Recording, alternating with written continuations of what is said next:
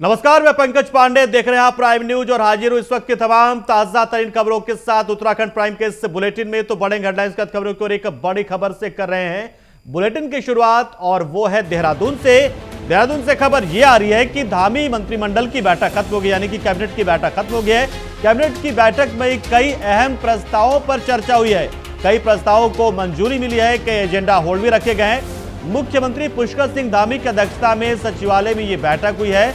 जिला विकास प्राधिकरणों के बहाली का मामला भी सामने आया था, कई प्रस्ताव सामने रखे गए हैं। इसके अलावा स्क्रैप पॉलिसी के बाद अब पूरी तरह से खराब पड़े वाहनों की बिक्री के लिए भी एक नीति का प्रस्ताव रखा गया है। इसके अलावा उत्तराखंड स्वास्थ्य विभाग में स्पेशलिस्ट डॉक्टरों का अलग कैडर बनाने के प्रस्ताव को भी यहाँ पर रखा गया है, ये जानकारी आ रही है। इलेक्ट्रॉनिक वेस्ट पॉलिसी में भी संशोधन का प्रस्ताव इसमें रखा गया है। उत्तराखंड ड्रोन पॉलिसी का भी प्रस्ताव इसमें रखा गया। इसके अलावा महालक्ष्मी किट योजना के विस्तार संबंधी प्रस्ताव पर भी चर्चा हुई है, ये जानकारी आ रही है। राशन कार्ड धारकों को 50% सब्सिडी पर चीनी नमक देने का प्रस्ताव रखा गया है। राजकीय अस्पतालों में एक समान पंजीकरण और जांच दरें लागू करने का प्रस्ताव भी रखा गया है। बागेश्वर, चमोली और उत्तरकाशी में कैथ लैब स्थापित करने का प्रस्ताव समेत कई तरह के प्रस्ताव पर मुहर लगी है या लग सकती है, क्योंकि देखिए अंतिम जो और पवन दीक्षित इस वक्त हमारे साथ जुड़ चुके इस खबर पर पूरी जानकारी देने के लिए। पवन, क्या है अपडेट धामी कैबिनेट से जुड़ा हुआ? पंकज, अभी मुख्यमंत्री पुष्कर सिंह धामी की अध्यक्षता में सचिवालय में जो मंत्रिपरिषद की बैठक हुई है, वो बैठक अब समाप्त हो गई है और अब से कुछ ही देर में अभी ब्रीफिंग इसकी शुरू होने वाली है। और जैसे ही ब्रीफिंग शुरू होगी और उसके बाद ही पता चल पाएगा कि कितने बिंदु आज की कैबिनेट की बैठक में आए, सम्मिलित हुए और किन किन पर महत्वपूर्ण फैसले लिए गए, किन पर प्रस्ताव सर्वसम्मति से पास किया गया है। लेकिन महत्वपूर्ण विषय ये है कि ये तमाम मुद्दों को लेकर के पहले से ही चर्चाएं चल रही थी कि इन प्रस्तावों पर मोहर लग सकती है, चाहे वो स्क्रैप नीति हो या फिर जो खनन नीति को लेकर के हो, खनन में बदलाव को लेकर के हो, या फिर जो स्पेशलिस्ट डॉक्टर हैं उनकी अलग उनका कैडर बनाने की बात हो, या फिर जो बागेश्वर, चमोली और उत्तरकाशी में जो कार्डिक केयर यूनिट लगाने की बात हो। ऐसे तमाम मुद्दे हैं जिनका आपसे कुछ ही देर में मुख्य सचिव पीसी कर रहे हैं और मुख्य सचिव की पीसी के बाद ही तय हो जाएगा। चलिए, बहुत शुक्रिया पवन, हमारे साथ जुड़े आप, जानकारी आपने दी। तो जाहिर सी बात है प्रेस कॉन्फ्रेंस होने के बाद ही चीजें स्पष्ट हो पाएंगी और प्रेस रिलीज जो जारी होता है, प्रेस नोट जारी होता है कि कितने मुद्दे रखे गए, कितने पर चर्चा हुई, किस पर मुहर लगी और कौन से फिलहाल एजेंडा को होल्ड पर रखा गया है। ये अब से कुछ देर बाद पता चलेगा, जिसकी जानकारी हम दर्शकों तक पहुंचाएंगे। इधर केंद्र सरकार के 9 साल पूरे होने के उपलक्ष्य में देश में असीम विकास को रेखांकित करने वाली प्रदर्शनी का आयोजन देहरादून के बन्नू स्कूल में किया गया। इस दौरान पारदर्शी प्रदर्शन का उद्घाटन सूबे के मुख्यमंत्री पुष्कर सिंह धामी ने किया है। देहरादून के रेसकोर्स स्थित बन्नू स्कूल ग्राउंड में प्रदर्शनी लगाई गई है। इस प्रदर्शनी में पांडवास बैंड ने शानदार प्रस्तुति दी, इसकी शुरुआत इसी से हुई। इसके अलावा इसमें स्थानीय लोक कलाकारों की प्रस्तुतियां भी शामिल रही। आपको बता दें कि केंद्र सरकार के 9 वर्ष पूरे होने पर देश के कई राज्यों में बीजेपी अलग अलग कार्यक्रम कर रही है और इसी कड़ी में उत्तराखंड के देहरादून में भी भव्य कार्यक्रम का आयोजन किया गया।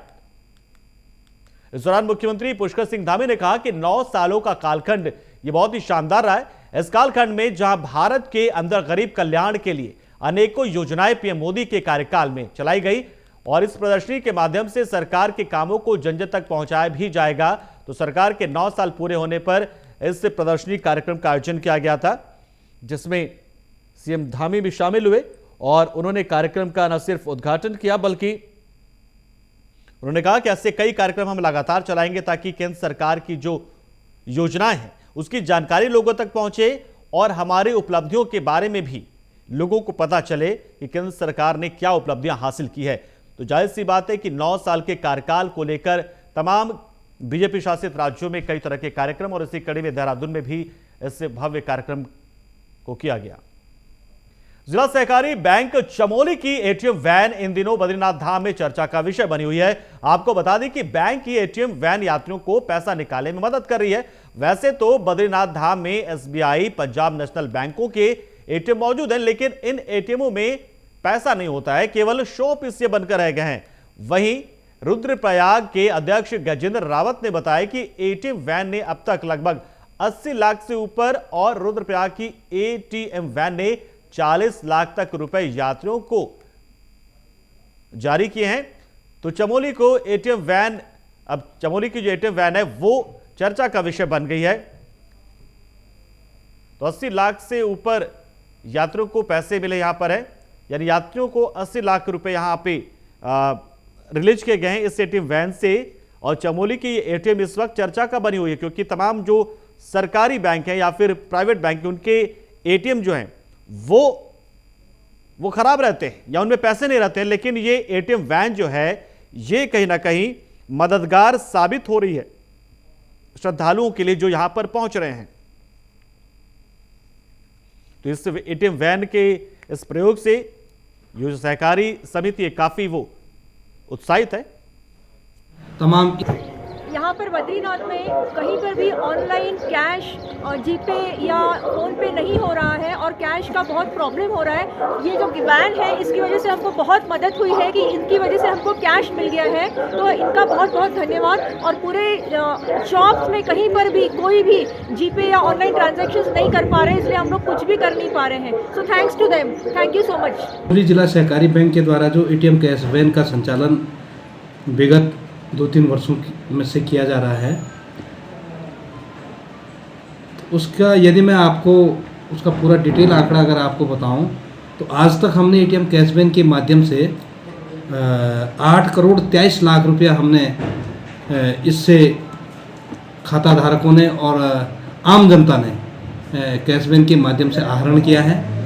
और इसकी सुविधा मैं ये कह सकता हूं कि जो दूर दराज के हमारे क्षेत्र हैं, बॉर्डर के इलाके हैं, माणा हुआ, नीति हुआ, मलारी हुआ, और अब सोनप्रयाग का जो हमारा क्षेत्र है, रामपुर का जो हमारा क्षेत्र है, केदारनाथ यात्रा के जो मुख्य पड़ाव हैं, वहाँ वर्तमान में बैंकिंग सुविधा न होने के कारण आजकल हमारी एटीएम वैन के माध्यम से तीर्थयात्री, पर्यटक तमाम इस कैश वैन का उपयोग कर रहे हैं।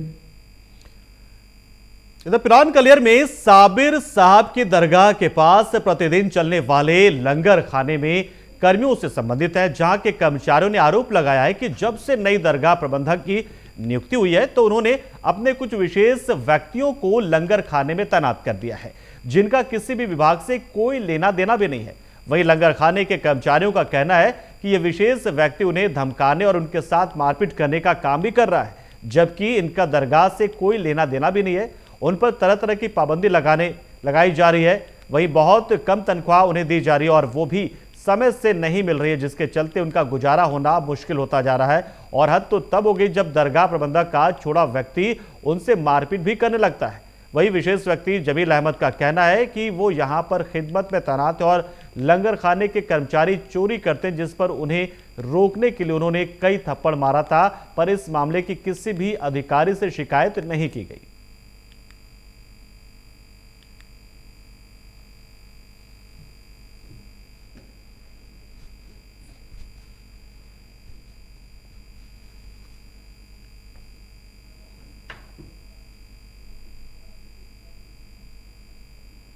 तो देखिए यहाँ पर दरगाह प्रबंधक के एक युवक पर मारपीट करने का आरोप लगा है और दरगाह के जो कर्मचारी है वो लंगर खाने के प्रबंधक पर आरोप लगा रहे हैं और कह रहे हैं कि वो और उनके ऐसे लोग यहाँ पर एक्टिव हैं, सक्रिय हैं, जिनका इस लंगर खाने से कोई मतलब ही नहीं है।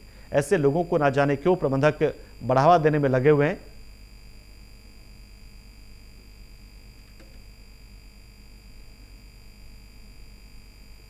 साथ ही इन कर्मचारियों ने यह भी आरोप लगाया है कि उनको बहुत ही कम पैसे दिए जाते हैं, जो आज के महंगाई के हिसाब से बहुत ही कम है। उनके परिवार का गुजारा भी इससे नहीं चल पाता है। खबर हरिद्वार से है। यहां पर रुपेडिया से ऋषिकेश जा रही एक बस खाई में गिर गई, जिसमें 2 लोगों की मौत होने की खबर है और 20 से ज्यादा लोग इसमें घायल हो गए। बस चंडी देवी पुलिस चौकी से कुछ ही दूर पहले एक कार को बचाते हुए खाई में जा गिरी, जिसमें करीब 40 लोग सवार थे। हादसे में एक मासूम बच्ची और बस कंडक्टर की मौत हो गई, जबकि 20 से ज्यादा लोग गंभीर रूप से घायल हैं। मौके पर एसडीआरएफ और पुलिस प्रशासन भी मदद के लिए पहुंची है। यात्रियों को बाहर निकाल लिया गया है। घायलों का इलाज जिला चिकित्सालय में कराया जा रहा है। वहीं गंभीर रूप से घायलों को एम्स ऋषिकेश और रुड़की रेफर कर दिया गया है। तो देखिए, बस हादसे में 2 लोगों की मौत हुई है। बताया जा रहा है कि अनियंत्रित बस खाई में गिरी है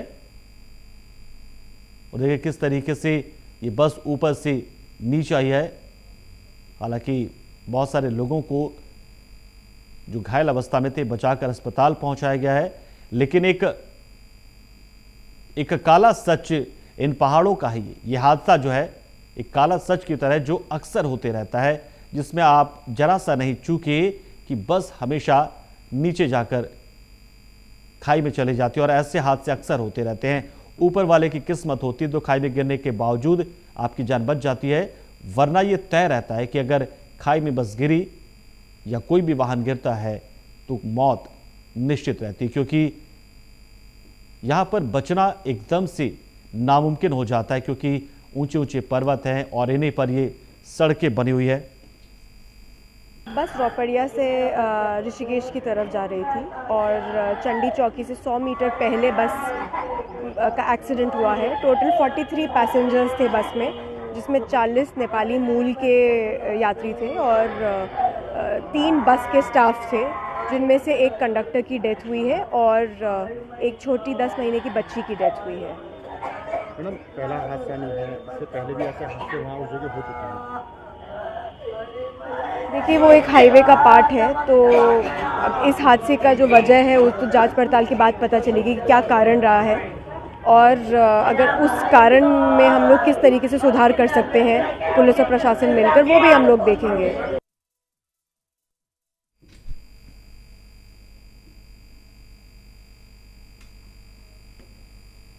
तो देखिए, एक बड़ी जानकारी इस वक्त आ रही है और इसमें एसडीआरएफ की टीम को भी जुटना पड़ा है। एसडीआरएफ की टीम और एनडीआरएफ की टीम और पुलिस की टीम यहां पर मौके पर पहुंची और कहीं ना कहीं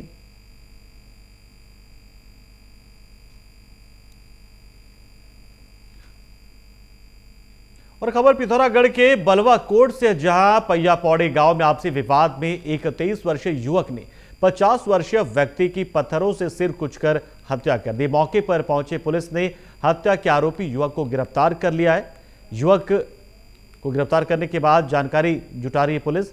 बताया जा रहा है कि मृतक का पंचायतनामा कराते हुए पोस्टमार्टम के लिए भेजा गया है और अभियुक्त पर मुकदमा दायर करते हुए अग्रिम वैधानिक कार्रवाई भी की जा रही है।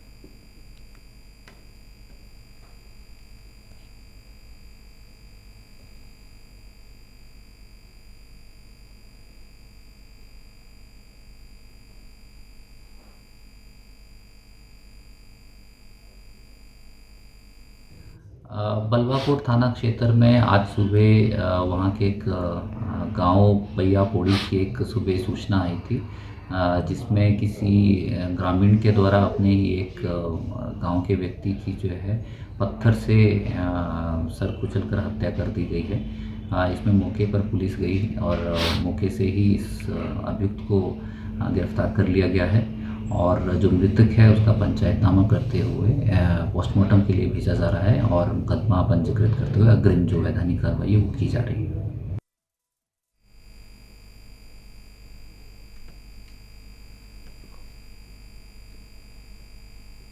तो यहाँ पर अभियुक्त पर मुकदमा कायम हुआ है। आपसी विवाद में युवक ने यह हत्या की थी।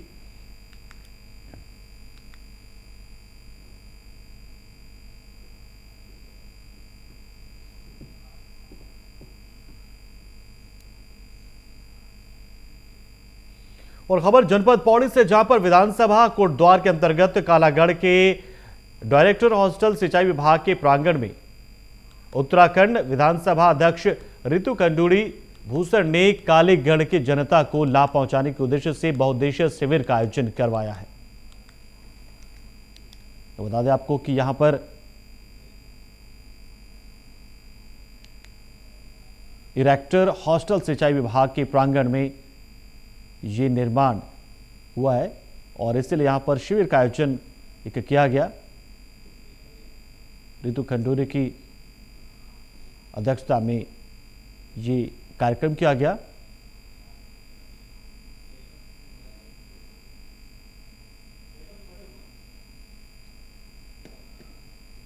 मेरा कालागढ़ का जो कार्यक्रम था वो शुरू हुआ और ये मैं चाह रही थी कि जो सरकार हम लोग द्वार तक ले जा रहे हैं लोगों के, उसको उसका ही एक रूप था। आज हमने एक यहाँ पर शिविर लगाया जहाँ जो रेलेवेंट डिपार्टमेंट्स थे कालागढ़ के लिए, उनको हम लेकर पहुँचे थे। एसडीएम साहब यहाँ आए थे, डायरेक्टर जो गवर्नमेंट के हैं वो भी पहुँचे थे, डीएफओ लेंसडाउन भी पहुँचे थे।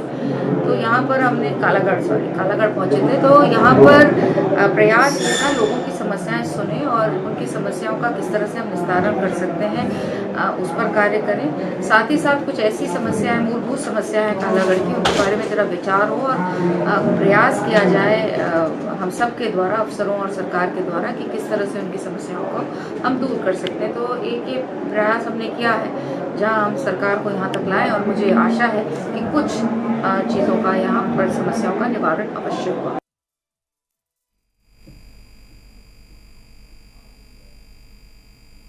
तो कालागढ़ में बहुउद्देशीय शिविर का आयोजन किया गया, जिसमें रितु खंडोरी भी शामिल होने के लिए पहुंची थी।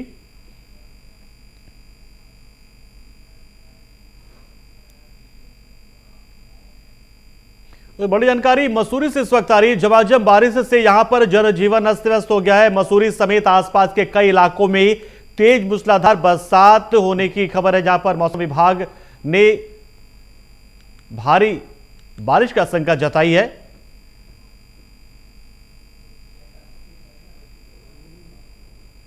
तो मौसम विभाग के मुताबिक तेज बारिश के आसार यहां पर मसूरी में। झमाझम बारिश से जनजीवन अस्त व्यस्त हो गया है।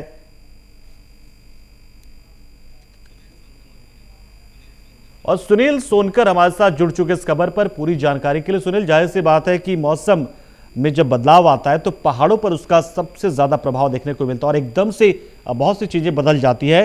इस बार क्या गर्मी से राहत तो खैर मिल ही रही होगी, लेकिन उसके अलावा और क्या क्या दिक्कतें यहाँ पर आई हैं बारिश की वजह से? पंकज जी, देखिए, अगर बात करी जाए तो यहाँ पर मसूरी में लगातार 2 दिन से बारिश हो रही है और बारिश की वजह से यहाँ पर जनजीवन पूरी तरीके से अस्त व्यस्त हो गया है। क्योंकि मसूरी में एक तो बारिश की वजह से तापमान में भारी गिरावट दर्ज की गई है, उससे कुछ राहत यहाँ पर गर्मी जो पिछले पड़ रही थी उससे राहत जरूर मिली है। परंतु मसूरी में दिक्कत इसलिए बढ़ गई है क्योंकि मसूरी माल रोड के पुनः निर्माण और सौंदर्यीकरण का काम किया जा रहा है और मसूरी माल रोड इस समय पूरी तालाब में तब्दील हो चुकी है, जिसको लेकर कहीं ना कहीं प्रशासन और लोक निर्माण विभाग की लगातार किरकिरी यहाँ पर हो रही है। वहीं अगर कैंपटी मसूरी जाने वाले मार्ग की बात करी जाए तो वहां भी बारिश के पानी के साथ बहुत ज्यादा मलबा आ गया है, जिससे जो मार्ग है वो पूरी तरीके से बाधित हो गया। क्योंकि यही यमुनोत्री का मार्ग भी माना जाता है। ऐसे में जो पर्यटक है और जो श्रद्धालु है उन दोनों को यहाँ पर बहुत ज्यादा दिक्कत हो रही है। वही राष्ट्रीय राजमार्ग द्वारा मलबे को हटाने की कोशिश तो की जा रही है, परंतु मलबा अत्यधिक आने के कारण यहाँ पर साफ तौर पर दिक्कत देखी जा रही है। वही कैंपटी फॉल का जलस्तर भी बढ़ गया है। ऐसे में कैंपटी फॉल में जाने वाले लोगों को रोक दिया गया है, जिससे कि वह किसी प्रकार की दिक्कत ना हो। जी बिल्कुल, चलिए, बहुत शुक्रिया सुनील, हमारे साथ जुड़े आप, जानकारी आपने दी। तो देखिए, बारिश की वजह से जनजीवन कितना अस्त होता है ये सबसे ज्यादा पहाड़ों पर ही पता चलता है। एक और जहां बर्फबारी की संभावना बने रहती है, मौसम ठंडा हो जाता है, दूसरी ओर पहाड़ों के दरकने की संभावना बने रहती है। हल्द्वानी के काठगोदाम गोला पर इलाके में देर रात 2 कारों में भीषण आग लग गई। सर्विसिंग के लिए वर्कशॉप में ये कारें गई हुई थी, लेकिन अचानक इनमें आग लग गई। सूचना के बाद मौके पर पहुंची अग्निशमन की गाड़ियों ने समय रहते इस पर आग पर काबू तो पाया, लेकिन ये जो कार थी वो जलकर खाक हो गई। हालांकि अगर आग पर काबू नहीं पाया जाता तो सर्विस सेंटर में रखी सभी गाड़ियां भी आग की चपेट में आ जाती। अभी तक आग लगने के कारणों का पता हालांकि नहीं चल पाया है।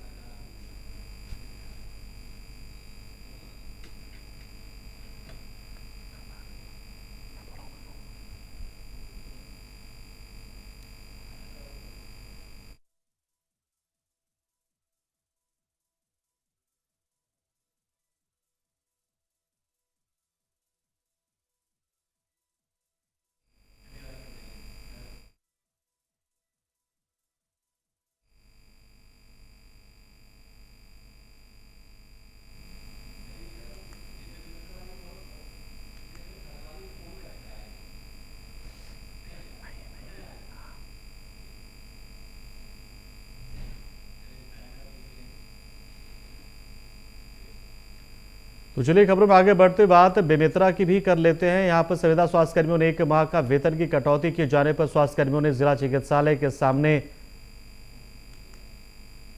हड़ताल कर दिया है।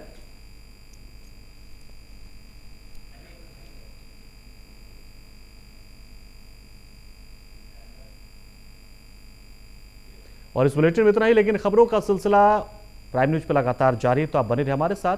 नमस्कार।